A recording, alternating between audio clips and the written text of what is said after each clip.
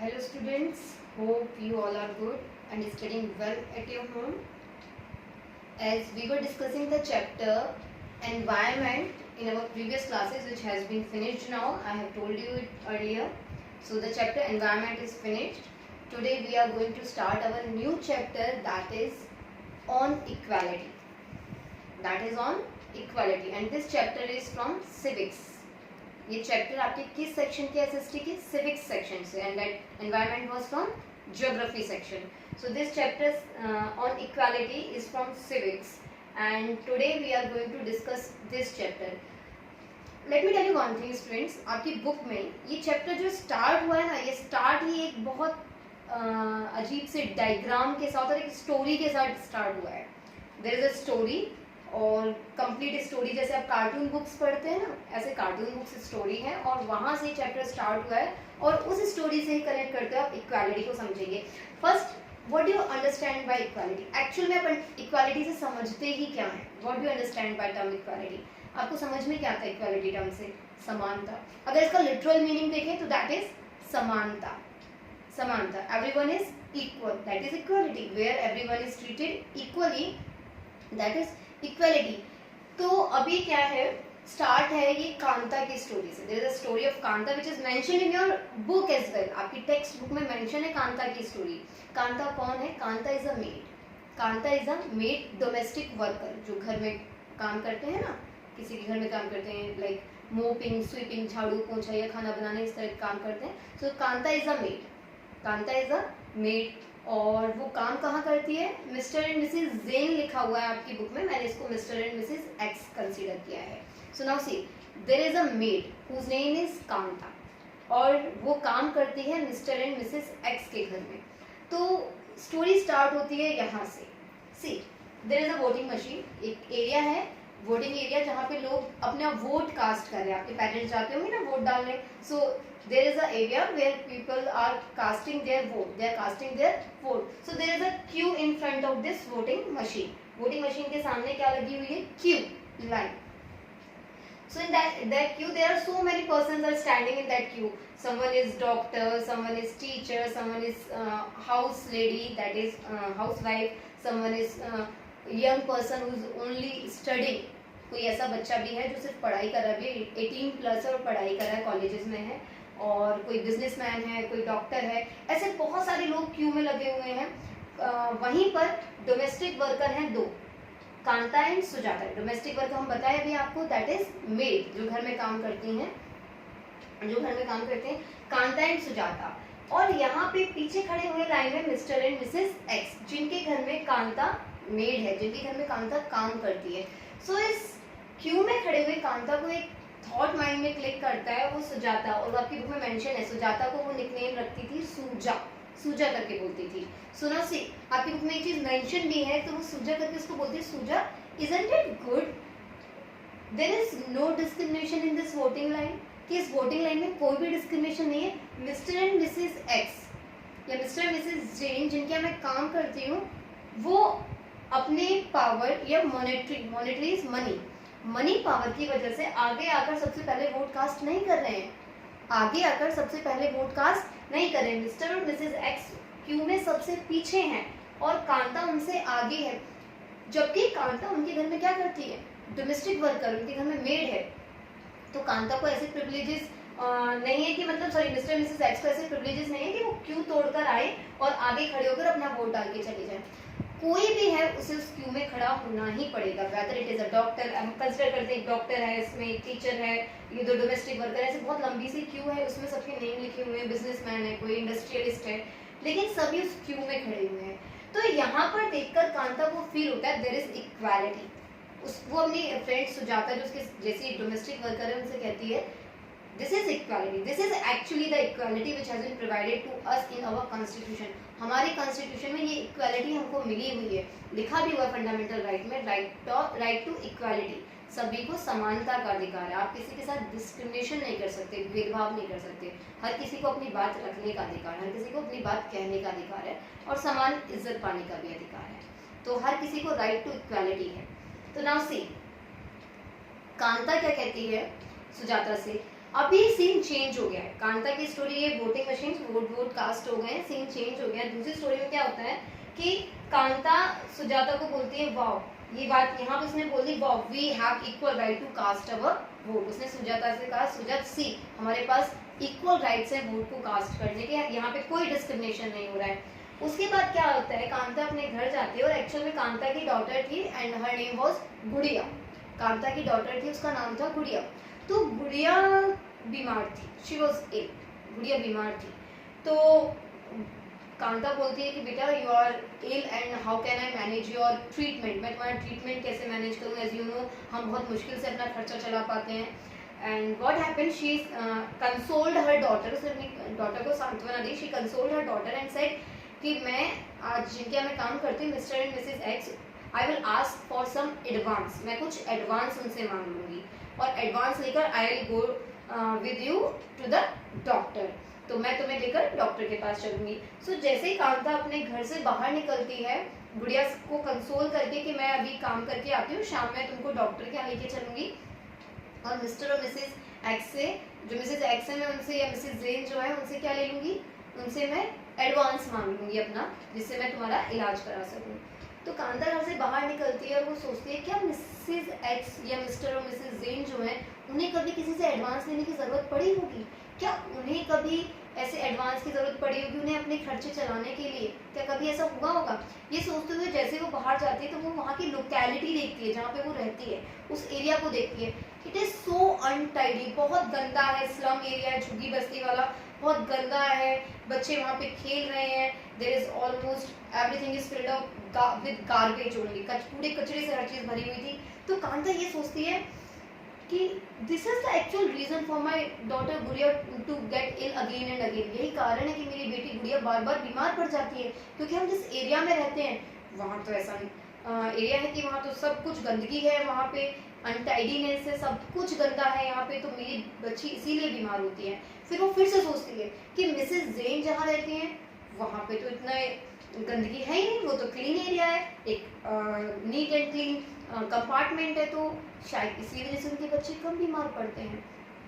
फिर क्या होता है, वो मिसेज जेन से एडवांस मांगती है, मिसेज जेन उनसे कह देती है ठीक है एडवांस ले लो, बट इसको अपनी हैबिट मत बना लेना और ऐसा ना करना कि तुम बार बार एडवांस मांगो। फिर वो एडवांस लेके चली जाती है। अब सीन आता है हॉस्पिटल का। अब उस नेक्स्ट सीन में क्या होता है, हॉस्पिटल में लाइन लगी हुई है, हॉस्पिटल में लाइन लगी है, गुड़िया को लेकर कांता कहीं बहुत पीछे खड़ी हुई है, बहुत पीछे खड़ी हुई है, उसका नंबर आने में बहुत टाइम है और बहुत से लोगों को वो देख रही है कि कुछ लोग ऐसे भी हैं जो आ रहे हैं और उसके बाद में आए हैं, लेकिन वो पहले अंदर हॉस्पिटल में जो चेकअप रूम है उसमें पहले एंट्री कर गए या उनके और अपने बच्चे को दिखाकर भी चले गए और गुड़िया अभी तक क्यों में खड़ी हुई है।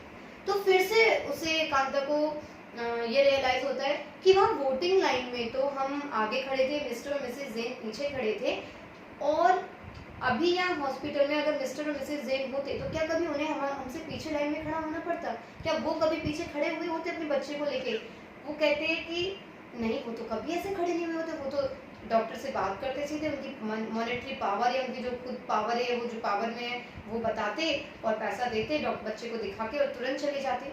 अभी कांता के माइंड में क्लिक करता है कि हमें कॉन्स्टिट्यूशन में लिखा हुआ है कि we all are equal, right to equality, हम सब इक्वल हैं, लेकिन ऐसे बहुत सारे एस्पेक्ट्स हैं जहां आप सोसाइटी में ये फील करेंगे that we all are not equal, जहां पे आपको इनइक्वालिटी मिलेगी। So now the question arises in mind of everyone. देखिए कांता की स्टोरी से वोटिंग लाइन से आए हम लोग, वोटिंग लाइन से हम लोग कहाँ पहुंचे, अनटाइडी बस्ती में पहुंचे, बस्ती को देख के कंपेयर किया कि हम सब इक्वल नहीं है।